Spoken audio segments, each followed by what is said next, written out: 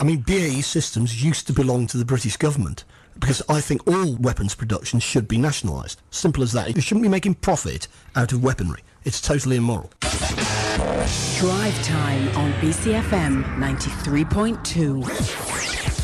Well, now I'm joined by David Powell, who's been sitting there patiently through our last few stories from Friends of the Earth. He's the Friends of the Earth campaigner on economics. Hi, David. Welcome to Drive Time. First of all, fracking. This has become very big over the last couple of weeks because some of these contracts are being rolled out, particularly we've seen in Sussex. How far advanced is this here in the Mendips and here locally to Bristol?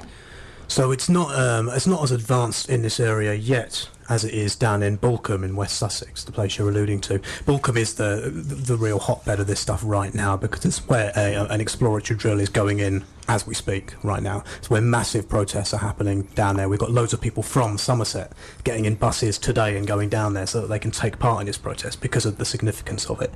But make no mistake, you know, this is what the government wants to happen across the country. They want shale gas drilling, shale oil drilling. It's destructive, it's dirty, it's big, it's coming to the Mendips, unless the government here, that people won't stand for it. And it's really, really significant what's going on in Balcombe and the sheer amount of opposition to it. Well, I'm going to beg to differ with you there because we have a serious energy crisis and the government needs to find energy from somewhere. So let's go now back to the good old House of Lords, which is, since there's no House of Commons this week, we've got to listen to them. And this is the Lib Dem Lord Ezra, former chair of some very old-fashioned institution called the National Coal Board, who should know a few things about energy, and also Labour's Lord Dobbs. Reserve electricity capacity could fall as low as 2% by the winter of 2015. This has been brought about by more capacity being closed or mothballed than new plant coming in. I would like to ask my noble friend whether a better balance could not have been achieved. In the middle of last December, the lights virtually went out because there was absolutely no spare capacity at all. And if the weather had got a shade colder, the lights would have gone out. Isn't it time we made some clear decisions about our fuel supply in this country? Well, I put that to you, David. We cannot afford to be in the situation as we were back in December last year, where the lights nearly went out in Britain. So there's two, thanks for that, Tony. There's two really different things going on, so let's separate them out. The first is how do we generate our power? How do we make sure the lights stay on? And the second is where do we get the stuff from which we generate our power? Now, what we're talking about with shale drilling and fracking is getting more gas and oil from the UK. We're not talking about using any more in the UK, we're talking about where we get it from. So we still have to get the stuff from somewhere. The bigger picture, how do we stop the lights going off? Well, we have a massive amount of energy waste in this country. The amount of waste that we throw away is extraordinary. The cheapest power station is the one you don't have to build, and we live on a windy, rainy, watery island with colossal renewable potential. So I'm not throwing power away, as far as I know. I don't leave my central heating on when I'm out of the house, that sort of thing. So who is wasting energy? Well, it's estimated that £1 out of every 4 that we spend heating our homes in the UK essentially goes out of the window, goes out of the roof, because compared to places like Germany and Holland, where they've been investing in energy efficiency and housing for years and years and years, our houses are incredibly leaky. You might know about the energy performance certificate. Anyone who's tried to sell a house will know about the different gradings from A down to G, I think it is, with A being the best. Most of our houses are band E, so most of our houses are not even in the middle of what you might count as energy efficiency. The point I'm making here is that where you generate your power is a much bigger decision than just saying we are going to tear open swathes of the countryside and frack it. What we need to look at is how do we use energy as a country? What sort of energy system do we want to have? Are we going to make use of the free renewable resources we've got, or are we going to stick with fossil fuels and all the damage that will cause? Now, many of us have seen on our TV screens the conflict going on down in Sussex. I mean, how have we come to this? I mean, surely these sorts of things go through some kind of consultation process. What can we do around here if we're worried about fracking in the Mendips? Well, I guess I'll answer that in two bits. What's actually really telling about this process was that a couple of weeks ago, the consultation closed on the last bit of permission that the company had to get down there. 873 people objected. A couple of days later, the government said, no, it's okay, we've read all the consultation responses and we're fine, that there's no problem. What's happening is that the few things that you have to go through, you do have to apply for a drilling licence, you do need permission for what you're going to do with the waste that comes out of fracking. All of these things are essentially being ticked off. And the reason for that, which is the second part of my answer, is the government is, and I quote, the government would say it is irresponsible for it not to do everything it can to turn the UK into a shale gas fracking hotbed. The government wants this to happen. They're throwing massive tax breaks at the shale gas industry, or they want to. They're sweeping away consultation, and what they're basically doing is saying this is going to happen, and requiring companies to do the consultation with local people. And of course, surprise, surprise, the companies do the consultation. They might tidy up a few bits of the environmental impact, but basically the drilling goes ahead. This is about preserving the way that we've used energy for the last 100 years. About preserving big corporates running our energy supply, centralised oil and gas, which goes into a centralised grid and keeps people locked into high energy bills. We need a completely different way of running our energy system, but this sort of thing is taking us completely down the wrong path. Okay, what about the earthquakes? Because this is one of the things that bothered me about the original test drillings up in Blackpool. Was this is no joke, is it? I mean, especially because of the kind of land there is up in the Mendips, we could get the same kind of thing happening there. Now, I thought that what they did is they tested it out in Blackpool, they found it caused earthquakes, they decided this was a crazy idea and they were not going to do it. But now it seems that was all in the past, a long time ago, a previous government, and we've got a new government. So how come that these earthquakes aren't a problem anymore? Well, I guess slight correction, Tony. What actually happened was there were earthquakes up in Blackpool. They paused the idea of fracking while they had a look at it. It was revealed that the earthquakes were caused, earth tremors to be fair, were caused by fracking. The government did loads of work, commissioned loads of research, and came back and said, we don't think that these tremors are going to be too bad when they happen. I think the Secretary of State said, I stand to be corrected on this, but I think he said, as long as it doesn't get over 3 on the Richter scale, then it's all right. So basically, just so if it only produces a crack in the side of your house, that's okay. Well, yeah, as long as it's, we can put up with a few tremors is basically what they're saying. Again, the context is that it was always felt like something of a foregone conclusion. They would pause it so they would see what was going on. So yeah, fracking causes earth tremors. It's not surprising when you think about what's going on. It's probably worth spelling that out. Explain that. Yeah. So what you do is you find a place where you think there is gas or oil down in the ground. You have to drill down for something like between 1 and 4 kilometres down into the earth. You go straight down. When you get there, you then switch and you go rapidly sideways. And what you're doing then is creating essentially a hole through the rock. You then pump down up to 30 million litres of water, of which up to about 1% is hydrochloric acid and various other nasty things. So 16,000 gallons worth of hydrochloric acid going in. And the sheer force of that water, 24 Olympic-sized swimming pools worth, forces out the gas and the oil. It's not surprising that sort of thing causes earth tremors. It's not particularly surprising that sort of thing is a massive concern to the water industry. Water UK, who represent the water industry, are not happy with the idea of fracking. The Chartered Institute of Water Management are not happy with the idea of fracking. But those 30 million litres of water, I mean, that's quite a lot of water. Isn't this actually going to take water away from the domestic supply and actually force water bills up for us? Well, it could very well do, yeah. So, it's a huge amount of water. It's as much as 200,000 people use in a day. It's how much each shale will use. And yeah, the Water UK, who represent the water industry, have said that this cannot be allowed to happen because there's a real risk that it will start affecting people's drinking water. Forget the water for a minute. What about the hydrochloric acid? Does that then come bubbling back up through our taps? I mean, I've seen one of these films from the US where you've actually got people setting light to the water as it's coming out of the taps. It's got some kind of... Can you maybe explain that? It seems to have some kind of explosive gas actually suspended in the water as it's coming out of your tap. Well, what that is, that's methane. Is what that is. So essentially the gas that you are getting out is methane. That's what which is a highly potent greenhouse gas, by the way. And what's been happening in America is because the sheer amount of stuff going in and because it's poorly regulated, a lot of that methane just leaks into groundwater. It doesn't leak in at the 2 kilometres down, it leaks in as it starts to come out. And everyone's seen the terrifying images of people being able to set their kitchen tap water on fire, and that's not propaganda, that really happens. Well, I don't know if anyone's seen it, but they certainly may be soon in the Mendips. Well, that's it. And if I was a brewer, Buckham Brewery or someone like that, if I was a local brewer or somebody who needed a lot of water or somebody who need pure water, I'd be really worried about it. Well, I'd be kicking up in the way that everybody needs water, David. Everybody, not just the brewers. Also, you were talking about how some of the big energy companies are involved in this. Now, this is a company called Quadrilla. I've not heard of them. Who are these guys who are behind it? So Quadrilla were quite a small company. Started up 5 to 10 years ago, something like that. They've not been around for a very long time. They're now a quarter owned by Centrica, who own British Gas.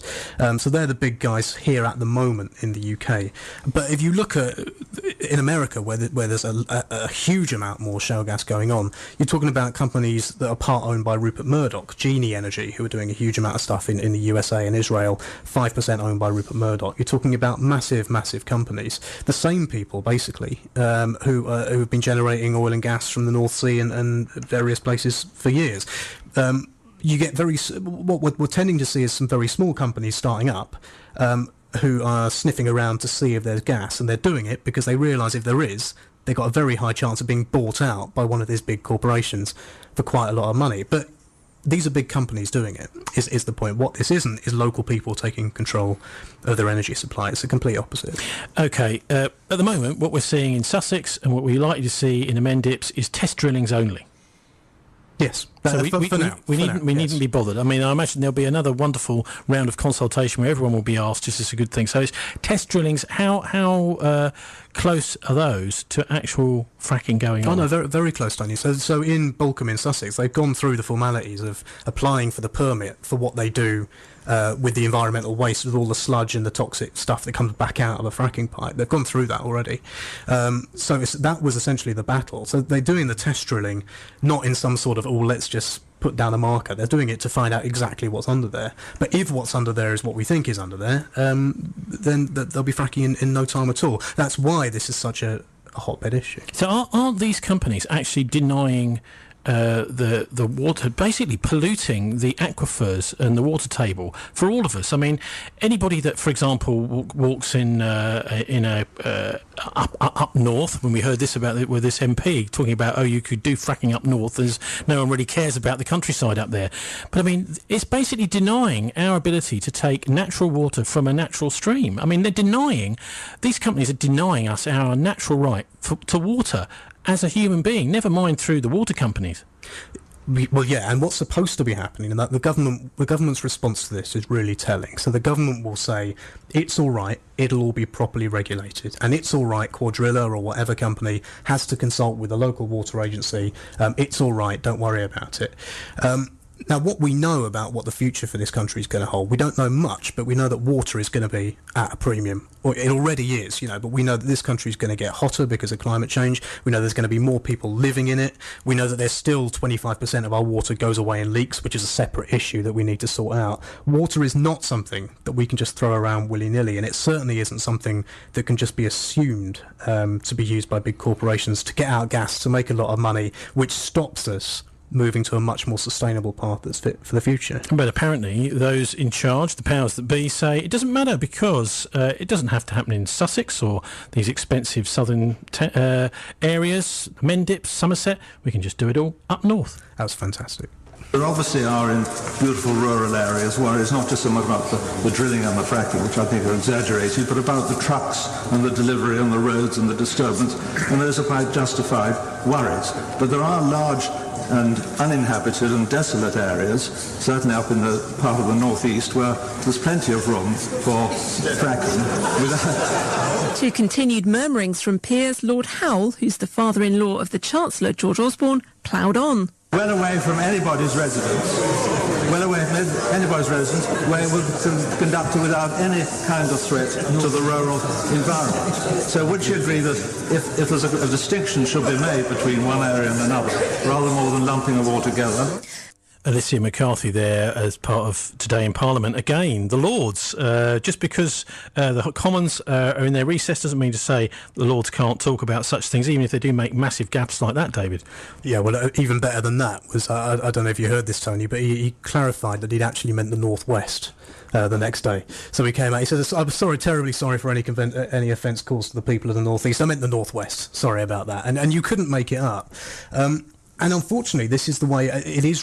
Very revealing, I think. You know, don't like to go into conspiracy theories, but why not? This is George Osborne's father-in-law who's saying this stuff. Now, the way that this is thought about is something that if people have objections, let's essentially sort of deal with them, but this is still going to happen. So I think the government doesn't really care about whether or not this will happen. It probably cares a bit about how much people get upset about it. What George Osborne has said he's going to do is he's going to unleash, quote, generous tax breaks for fossil fuels in this country. He's going to subsidise fossil fuels more than he already does. He already subsidises North Sea oil and gas. He's now going to subsidise onshore oil and gas.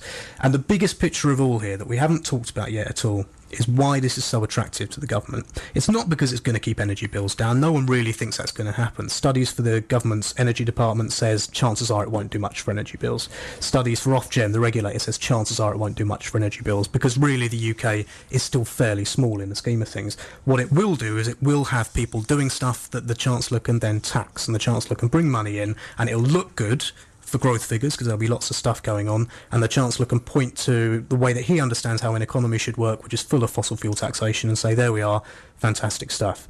That's what's really going on here, and it's why the Treasury is so excited about it. And you can read it in their consultation documents. You know, they're quite open about it. They say it'll bring in a substantial amount of revenue to the Exchequer. That's what's really going on here, and that's why all of these concerns are essentially water off their back. Now, you won't be surprised to hear I rather like your conspiracy theory, and I've got another one of my own, which is Lord Green. He's the Trade Minister. He's about to be replaced for all sorts of reasons. Not that these people get resign. They seem to be sort of slowly, quietly shuffled out. But Lord Green, he's one of the big backers of fracking. He's got some investments apparently in fracking industries, and he sees that there's no conflict of interest of him being a government minister at the same time. And he, Martin, is the former chairman of HSBC. He was in charge of the HSBC bank all the time they were doing their money laundering in Mexico. These people don't really seem to be serious democratic politicians that are making these decisions about our energy policy. And if we go back a few years, you can look at some of the big energy companies like Standard Oil in the United States, who were basically setting up companies which were supposed to be competing with Standard Oil but secretly controlled by Standard Oil, and they would use those companies to spy on other energy companies. They also did this thing which is called vertical integration, where they secretly set up companies which buy up all different parts of the process. For example, drilling, refining, petrol stations, distribution, railway companies that distribute the oil, and so they have a complete monopoly on the entire industry. So what are your thoughts about some of the, I suppose, geopolitics behind how fracking is coming to happen? Because it seems quite clear from what David's been saying and several news reports this week that the government is taking absolutely no notice of very important legitimate concerns of all sorts of organisations, that this is both poisonous and actually is going to kill the planet from all this extra use of fossil fuels. Well, I mean, the geopolitics of energy are extremely sharp. I mean, it's not a free market by any stretch of the imagination. You know, the oil price is determined by things like who wins the Iraq War. It's not a textbook free market by any stretch of the imagination. Well, you just reminded me that there's also a big investigation going on into price fixing for the last 10 years by the major oil companies to artificially keep the price of fuel up. Now, I wonder, is every single individual who's bought petrol at an inflated price over the last 10 years going to be able to sue those companies? Well, I don't know about that. I think that because it is political decisions, energy is political. It's not really economic decisions. These are political decisions, and therefore we've got to make political decisions in a political way, transparently. And we should be moving, as David is saying, to a low impact economy, where in actual fact most of our problems are that we consume too much energy and we waste too much of it. And if we actually and the technology of not doing that is fairly straightforward. We've just got to do it. Make up our minds and do it. What about what we heard earlier on from Lord Ezra and Lord Dubbs about the fact that it looks like we're living on the edge, basically, in our now privatised energy industry, where many of these high demand times of the year, towards Christmas, that kind of thing, we actually are on the brink of actually not being able to deliver the energy and the lights going out. Well, that's just scaremongering. I mean, what we've got to do is reboot our whole economy to make it low impact, and then we wouldn't be the lights wouldn't be going out, would they? And of course that's going to take a while, but then on the other hand we do actually need to spend money to reflate the economy, and we could spend money on getting energy efficiency right, couldn't we? Well, I was over in Germany, lucky enough to go over there a couple of months ago to see how they do their energy system over there, and it puts us to absolute shame. I mean, Martin was just saying, we know how to do this stuff. We could tomorrow, if we wanted, radically change the way we make energy in this country, and it would be a good investment for someone to go and do it if the government, would allow it to happen. All this stuff about the lights going out, let's be clear, we've still got enough spare capacity on our system. We still have the same amount that Germany has, and Germany doesn't get all up in arms about it. They were saying at Christmas time, at one of the peak last year, that there really was, they came very close. This is Lord Ezra, the former chair of the National Coal Board we heard earlier on. I mean, are you saying that's just not the case? No, I'm not saying it's not the case, but in general, I think Martin's point is that there may be isolated times. Christmas is obviously a difficult time. There may be isolated times when we come close to the edge, but frankly, as Martin said, we could do a hell of a lot more, excuse my French, to get out of that position in the first place. That only happens if you've got what we've had for the last 15 years, which is big companies essentially having our energy industry over a barrel and not doing the investment and choosing to sweat their existing assets, keep hold of coal plants, keep hold of gas plants. Then, of course, surprise, surprise, when someone tries to make them close down, like Europe, they start saying, oh, well, not sure about that because the lights will go out. It's all about preserving the existing way of doing things. Germany does it completely differently. Germany, its bank that it has over there called the KfW Bank, a massive investment bank, gives 1% loans to communities to go out and turn entire towns renewable. You've got whole towns. There's a town very near to Berlin who completely provide their energy for their own needs from renewable sources. That's a different way of running it. As Martin says, though, you need to actually be serious about it. And if all you're doing all the time is just running after the big companies, continuing to get oil and gas and not daring to think about how it can be different, then you are going to have, panics caused and which you're held over a barrel. Well, we're in a situation where we're addicted to oil, David, aren't we? Completely addicted. It almost seems to me that the price of getting around is fixed on the idea that, we'll always make how much you're going to pay in petrol slightly cheaper than public transport. So if you want to go by train, you're looking at how much it's going to cost, and it's always a little bit more expensive, at least if you're not booking ahead, a long time ahead. The end is not in sight, isn't it? And that rather suits the energy companies, doesn't it?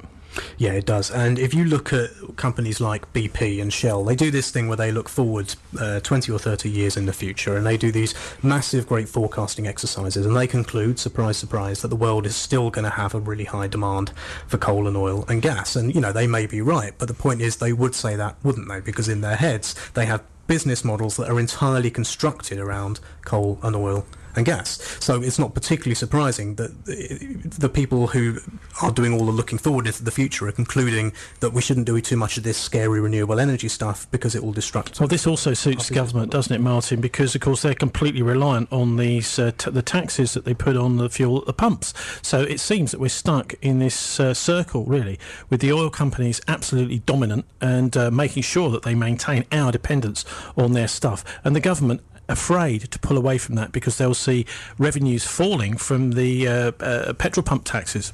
Well, yes, and if the oil companies in the 50s ripped out all of the tram system in San Francisco, and not in San Francisco, in Los Angeles. And so you've now got a huge kind of smog and traffic problem in Los Angeles, completely avoidable, but the oil companies use their muscle to get rid of the tram system which used to exist. Well, it didn't just happen in Los Angeles, it happened here in Bristol in the Second World War. I mean, they decided in the 30s they thought that trams weren't a good idea, and yet they managed to carry on most of the way through the Second World War. But actually they are, aren't they? And it seems that and there are calls again this week in the local paper, George Ferguson saying we've got to have the tram for that kind of thing in this city. David, bring things down to earth a little bit.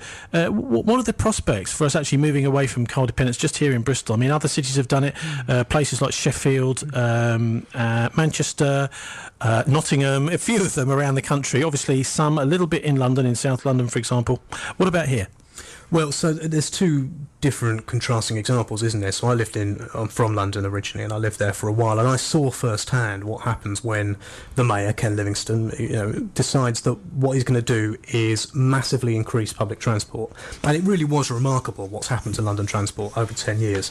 And he did that by bringing in a congestion charge. But critically, people get very upset, about congestion charging and the idea of having to pay more to drive, and I can understand that. But what Ken Livingstone did was he made the buses better first. He made the public transport cheaper, he made it available first, so that when people then were faced with congestion charging, there were good alternatives. In Manchester, they had the same idea, but they pitched it all in one go to the local electorate and asked them to vote on it, and of course people didn't really want to go for it. They couldn't see the benefit, so they didn't go for it. I'm amazed, having come to Bristol relatively recently in my life, how expensive the buses are, and how difficult it is to get around on public transport. The cycling is good, but the buses are extraordinary. And if you were to start bringing in congestion charging, which brings you a revenue stream so you can make the buses better, then people aren't going to instantly go and fall in love with a bus, because they're very expensive, hot things. What you need is the sort of powers in Bristol, in my opinion, that the mayor has in London, the sort of ability to borrow money, to be in control of the entire transport budget, and to borrow against it. Now, that's what Ken Livingstone did. If you do that, you can then guarantee a revenue stream in the future that you can use to improve your public transport now. But it means taking control of the bus companies. It means saying to the bus companies, this is how the bus service is going to run in this city, this is where it's going to go, this is how much it's going to cost, who wants to run it. That's what happened in London. That's what we need to see in other cities like Bristol. But Martin, the bottom line is that that wonderful new vista that David spelled out there is a threat both to the massively powerful international oil industry and also to the government. It threatens their oil revenues, doesn't it? Well, yes, I think we also really think outside the box. In places like Seattle, for example, buses are free. Everybody just hops on and off. And actually, that's a very efficient way to run things. So but you really say to people, don't get in your car, just get on the free tram and go downtown. Easy. And of course, but we're not allowed to make money. If you're coming back to Ken Livingstone, his fair's fair policy was overturned by the House of Lords because they argued that he had to run the buses at a profit, which was ludicrous. Nobody in the whole world runs a public transport system at a profit, and on that basis, the whole thing was struck down by the Lords. And this is just absurd. It's just, and then of course, the whole GLC was abolished to get rid of him. They knew that he would win any election that he stood in, so the London had no government at all for a period in order to get rid of him. And this is the establishment in this country, the oil, gas, military establishment, the House of Lords, all the rest of it. We are really living in the past, and we've got this huge resistance to modern thinking. OK, Keynsham, Whitchurch, Salford, Chew Magna, Pensford, Marksbury, Clutton, West Harptree, Chewton Mendip, Midsummer Norton, Radstock, Shepton Mallet, Wells, Wookey, Pilton and Evercreech, all under threat from fracking, so we're keeping an eye on what happens in Sussex. Thanks very much, David Powell from Friends of the Earth. And also to our guest in the first hour, Labour Councillor for Hartcliffe, Derek Pickup. I'm Tony Gosling, wishing you a relaxing and enjoyable weekend. We're online at www.thisweek.org.uk. BCFM is an award-winning community radio station for Bristol, bringing you national news on the hour. Live from the Sky News Centre.